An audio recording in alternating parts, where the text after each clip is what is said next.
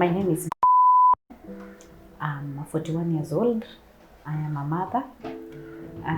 mother of two actually, to be precise. I was diagnosed with cancer of the left breast in 2014 in February. How I came to know that I had cancer, initially I started experiencing some slight pain, and then I would see a blood stain at the end of the day after work when I was removing my bra. And it continued to some extent. I had to go and see a doctor, and I was diagnosed with fibrocystic breast disease, put on treatment, and I continued taking the medicine. I took the medicine for quite some time, actually several months, and the doctor was taking care of me, unfortunately died midway while I was still under him for management. And because he had put me on medication, I assumed that all was well, because he had told me that is what I was suffering from and it was going to clear. So later on, I think about 2 months later, one day in the morning I was taking a shower, and the pain had persisted. It was actually even coming to my hand, to my left hand. So one day in the morning, I was taking a shower to take my kids to school. They were quite young, in class 2 and 3. And while I was just busy taking the shower, I just felt some hotness on my abdomen. And when I looked down, because I had smeared soap all over my face, it was blood.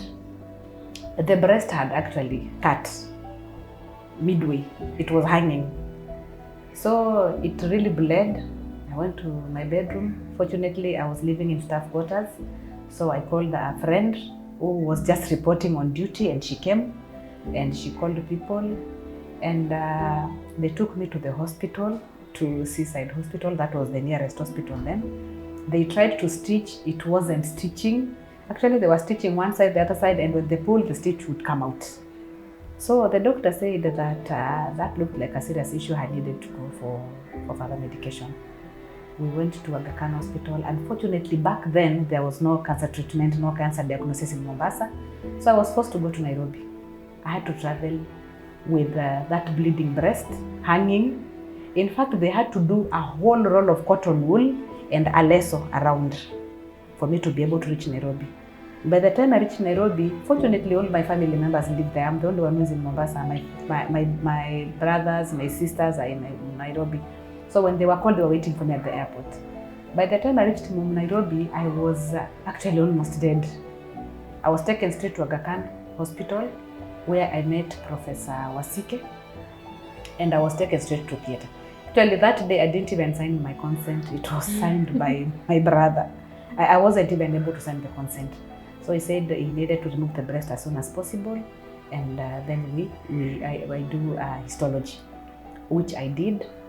And unfortunately, or fortunately, both, it was discovered to be cancer, and it was at stage 3 then. So I started my journey there. It was not easy to be told I have cancer. It is never easy, by the way. It is never easy. Although I thank God my family was there, my brothers were there, my sisters were there, my mom really came through, and my colleagues at Mama Ngina Girls High School, they were following each and every step of the way. So I started my chemotherapy immediately. I did 6 sessions of chemotherapy. I finished. Then I started radiotherapy. I did 30 sessions, and I finished. Then I came back. And I started work. Midway, unfortunately, again, I lost my spouse, not to death. He left. He left while I was struggling with my life in Nairobi. He just went to work one day in the morning and never came back, and left the kids alone. I don't know. I tend to imagine that he thought I was going to die. And he never wanted the responsibility of raising 2 children alone, so he just left. So though unfortunately later on, he passed on. He passed on and left me here fighting cancer. So that was that in 2014, 2015, I finished my treatment, and I continued going for reviews every month. Then they were minimized to 3 months, and they were minimized to 6 months. So later on, in 2018, after the radiotherapy, I was put on a 6-year dose of hormonal, they're called hormonal what? The hormonal drugs, tamoxifen, for 6 years. So I was still taking the tamoxifen, and I would go for my review, I would go for my checkups every month. Then I started to go for 3 months, then 6 months. Then as I continued going, in 2018, I had just gone to Nairobi for my normal checkup. Though I was feeling a bit uncomfortable on the remaining breast now. So I went to Nairobi again and met my doctor, and I told him that I was not feeling very well on the right breast. I was just feeling a bit uncomfortable. And of course, having gone through the first time, I already knew when to worry. So I told Professor Wasika that I wasn't feeling very well on the remaining breast, and he told me it is okay for us to do biopsy, which was done. Unfortunately, again, cancer for the second time. And I had to start all over. So I started again from chemotherapy. This time I did 8 sessions. I finished. Then I did radiotherapy, 25 sessions, which I finished. And I came back to Mombasa, but it really put me down then, that second time. You know, there's that feeling that you've been on medication for a whole 4 years. You have never defaulted any of your doctor's orders. You have never done anything that you thought might compromise your health. But again, the cancer comes back. So it really put me down. But again, from the support that I got, I managed. Then, after the first diagnosis, I met now the Breast Cancer Survivors Group COST. I was introduced to that group I was sent to a lady called Becky Smith by Professor Wasike in Nairobi.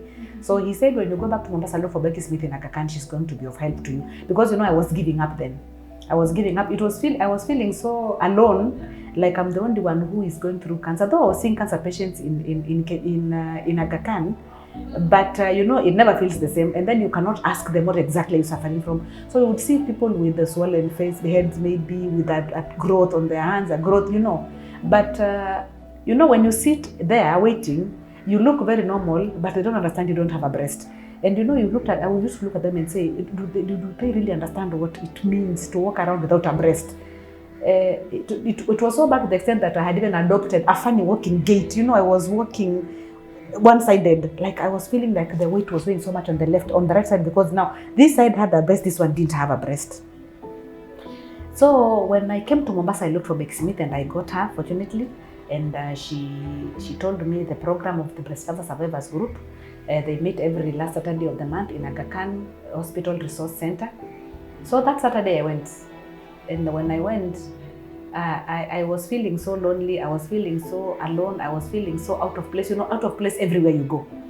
Especially when somebody just looks at you twice, I would feel like they already know that I don't have a breast. They already know that, you know. And I would look at myself in the mirror every morning. You know, sometimes you just get tempted to remove your top and just look at yourself. And by the way, and then, you know, after chemotherapy, you don't have any hair left. Not even the eyebrows. It changes your skin color to dark blue. It's been dark blue, but it's dark black.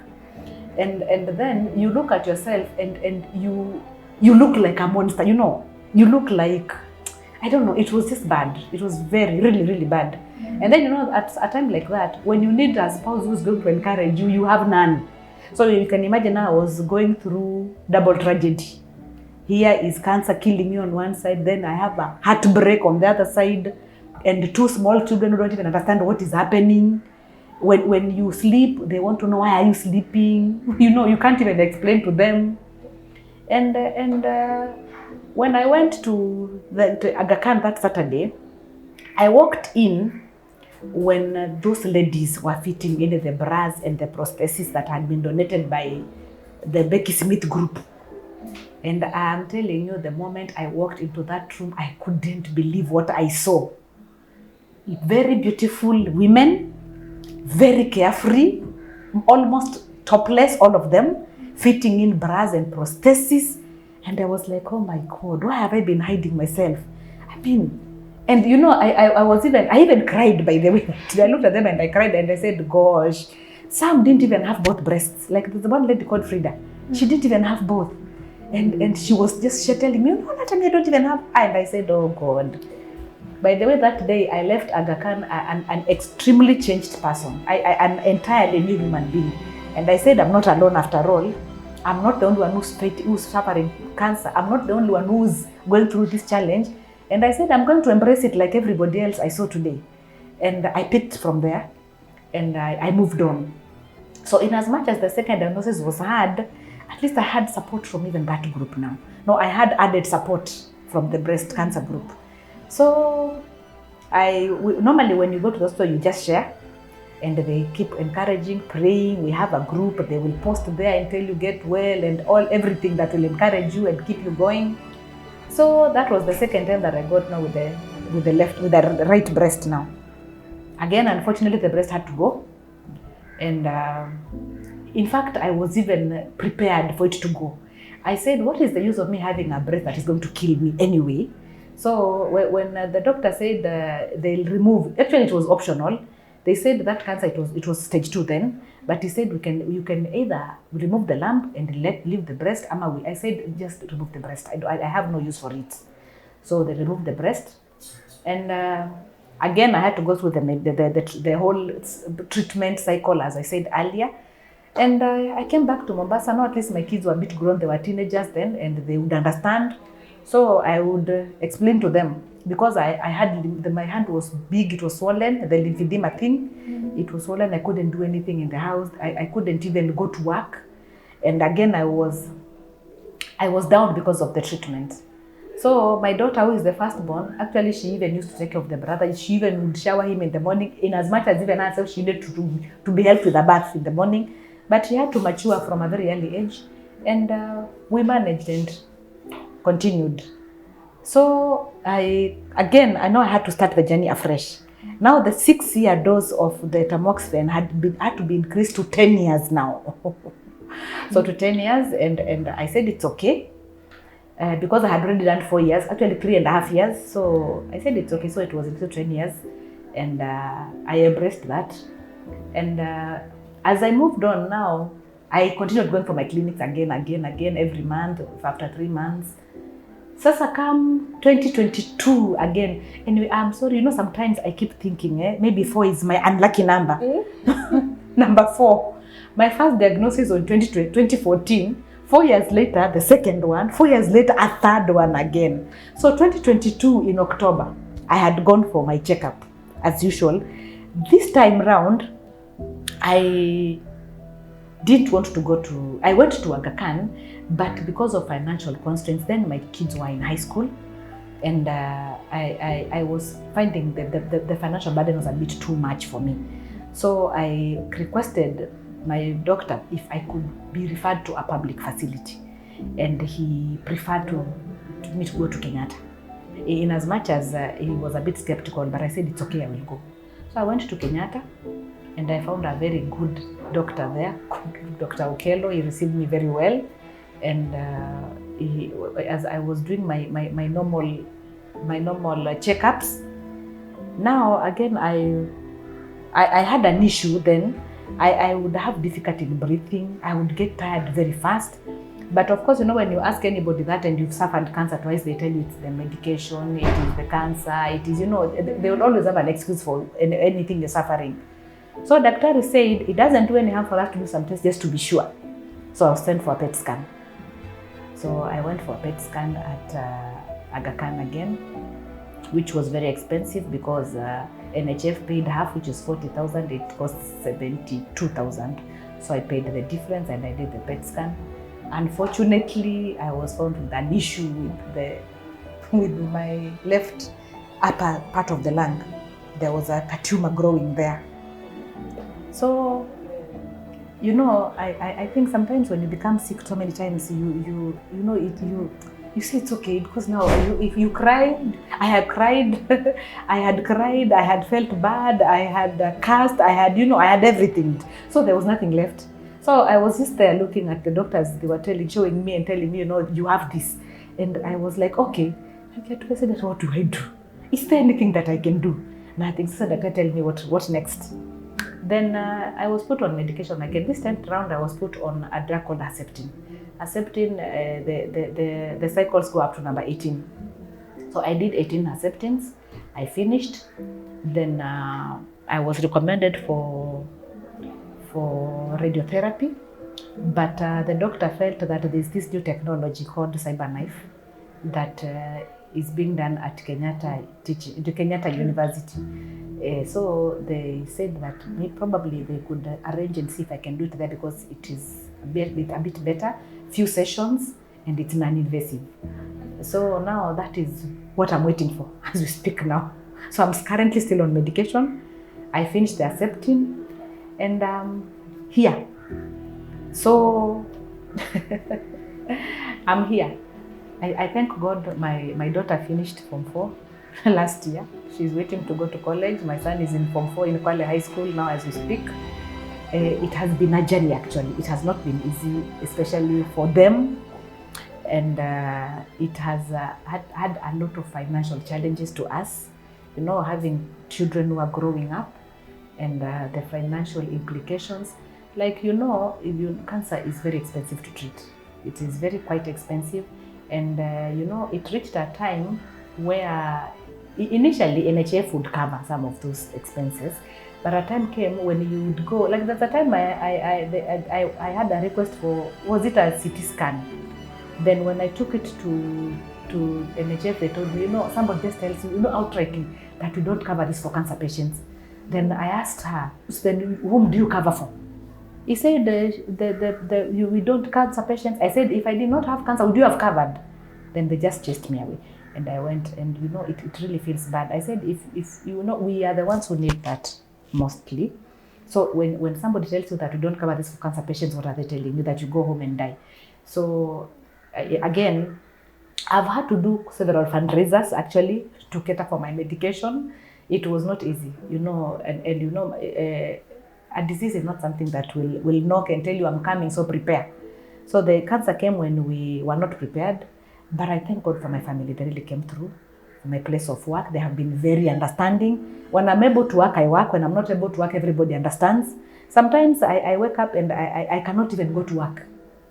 You just feel like you're not even exhausted, and my body just refuses. And I just called in and said I'm not feeling well, and our principal is just a wonderful lady. She would say it's okay. Anytime I need to go for my clinics, anytime I need to go to the hospital, they have always been very supportive. They have always understood. I have never had any issues at work. The time that I went for this last diagnosis, the treatment I did was it was in August in 2022, from August to September to October there, 2022. And you know, that time I was in Nairobi, and they would understand, and I thank God, and they really took care of my children in my absence.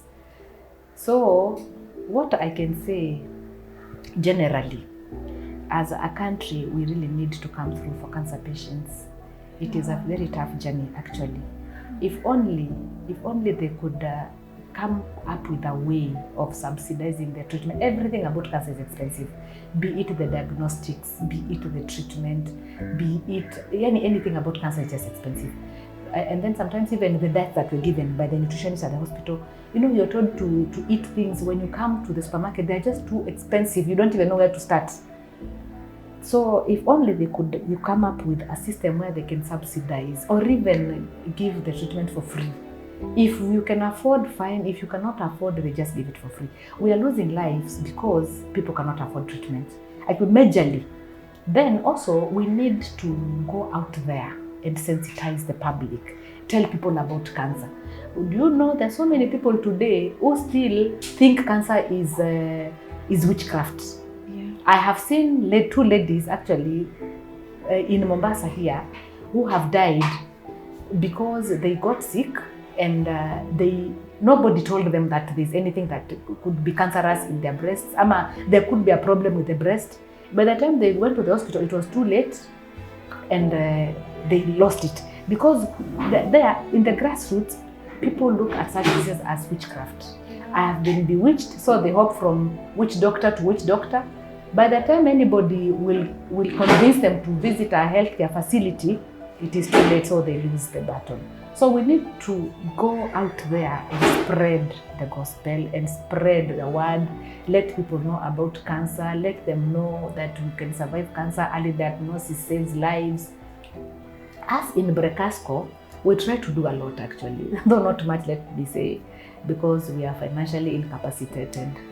Because the group, we are about 90, but only about half of that number is active in the group.